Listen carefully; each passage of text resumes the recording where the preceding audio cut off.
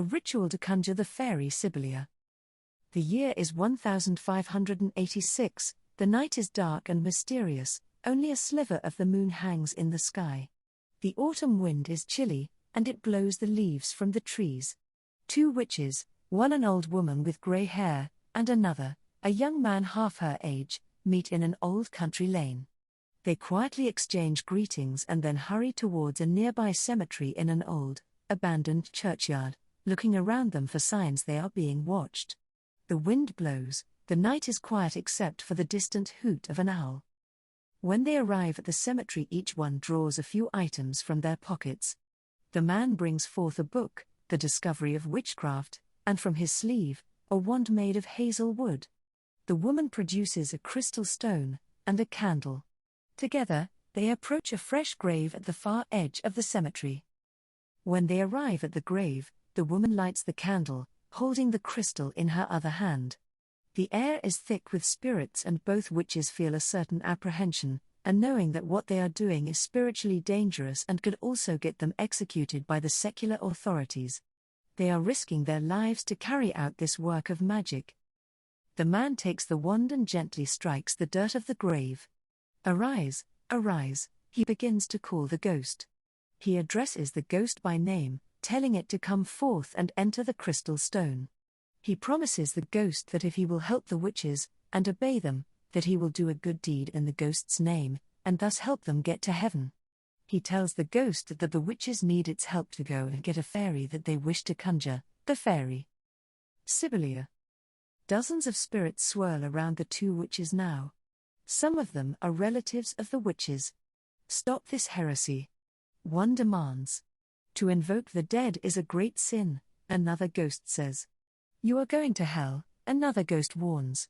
The two witches ignore these voices and carry on their work.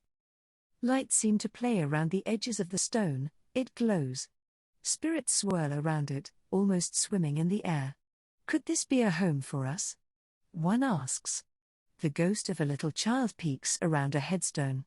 The ghost of a witch who is buried in the graveyard looks on approvingly. The crystal stone is the center of the motion, it seems to attract the spirits to it. The younger man continues to say the words of conjuration from the book, commanding the ghost to appear in the stone. Then, the old woman says, "I see him, I see the ghost, he has taken the form of himself when he was young, look inside." The younger man looks and sees, the stone is glowing many colors, orange, red, green, and purple. He reaches his hand out and touches the stone, it feels warm. Things are going well. Somewhere deep inside the stone he can see the form of the ghost he had conjured, the one who had killed himself, an old friend of his. Success. Suddenly there is a moment of sadness, the memories the ghost had in his life, and his sorrows.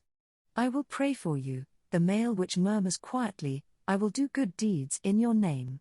Work with me, my friend, and help me to find the fairy Sibylia." The ghost agrees to the deal. The two witches then close the book and then enter the abandoned church next to the cemetery. Taking chalk from their pockets, they quickly draw an ornate magic circle on the ground. It is fortified with divine names and a Bible verse. The design is taken from the book. By this time, it is midnight.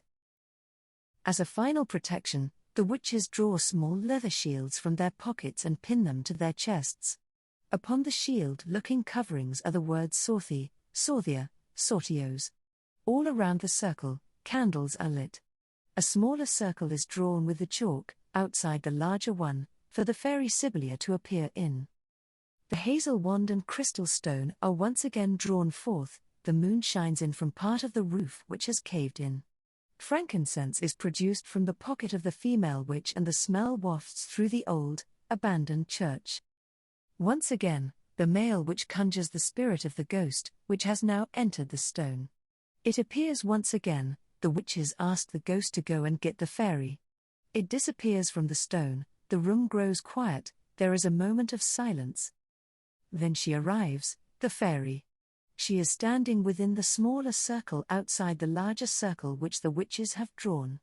She is indescribably beautiful with curly blonde hair, elvish-looking ears, and blue-green eyes. She wears a long white dress which sparkles and silver armlets and rings and a tiara around her head of silver. She has wings of a butterfly with purple hues. Beams of light emanate from her, and she holds a magic wand made of hazel wood, with the tip glowing a brilliant white. Her splendor lights up the dark candle-lit room as if it was suddenly illuminated by the brightest moonlight.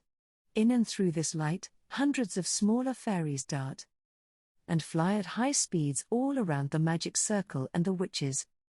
The male witch quickly addresses the fairy using the names and words given in the book, asking her not to harm a hair on their heads, and to be kind to them.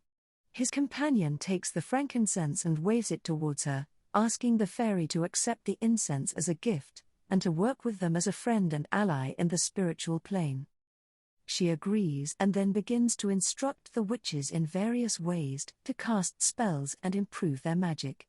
She gives a couple of the smaller fairies to them as familiar spirits and tells them to watch over the witches. Finally, the male witch reads another conjuration from the book, which tells her that she may come and go as she pleases, and she promises to see them again for more teaching, and that someday she will even give them the power to go invisible.